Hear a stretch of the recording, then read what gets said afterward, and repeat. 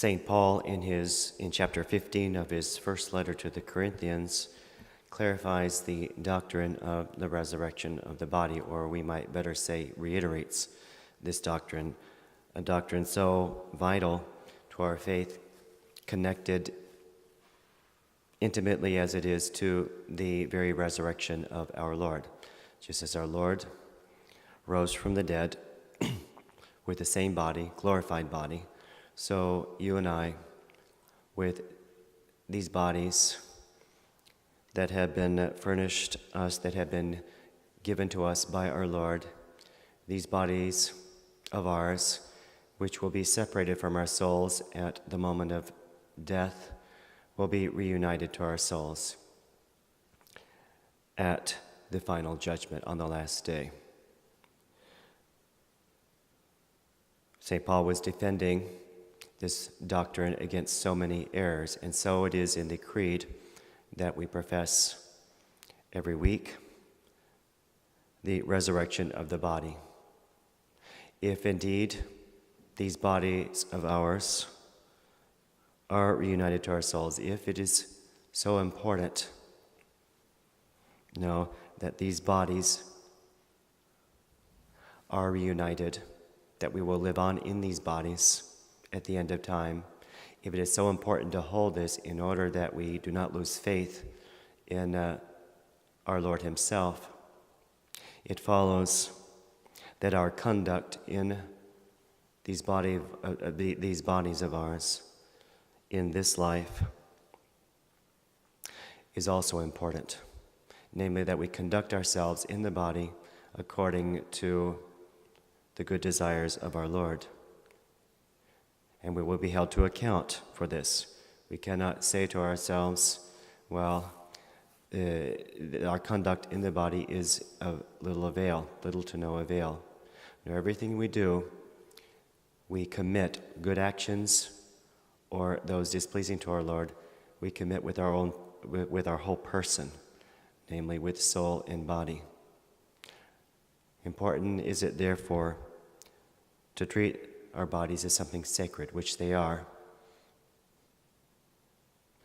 particularly if we have received holy baptism.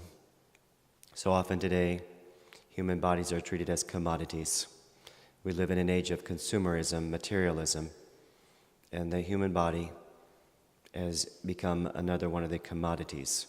Not surprisingly, therefore, so many transgressions, so many offenses against God involve treating human persons as so much cattle, as so many things simply to be discarded.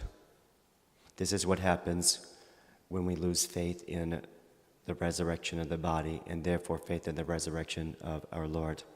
And it is faith which enables us to treat our bodies as we ought, as something very precious given us by our Lord, to prepare for that final day, to prepare, hopefully, if it pleases our Lord, and if we find ourselves in the state of grace at the moment of death, to prepare for the life that never ends, where our glorified bodies will be reunited to our souls. And it is precisely that faith that enables us to conduct ourselves along the straight and narrow way of the Lord. Just as our Blessed Lady gave that act of faith at the Annunciation, and in so doing, conceived our Lord in her body. She lent her body to the Lord as a sacrifice pleasing to him in faith. Likewise, at the foot of the cross, there she was suffering in the body, united to our Lord in his sufferings, standing there in faith and offering up our Lord as a sacrifice. So you and I, whatever sufferings we may have to undergo in the body, we know that these can all be turned and must be turned into a sacrifice pleasing to our Lord. That faith that one day that we will be with the Lord if we conduct ourselves in the body pleasing to him sustains us and enables us to live each and every day not treating the bodies of others as so much merchandise, but something precious in the eyes of the Lord. So let us ask our Blessed Lady that we will do likewise, offering up a sacrifice pleasing to the Lord, body and soul, so that one day, body and soul, we will rejoice in his sight forever. Praise be Jesus and Mary.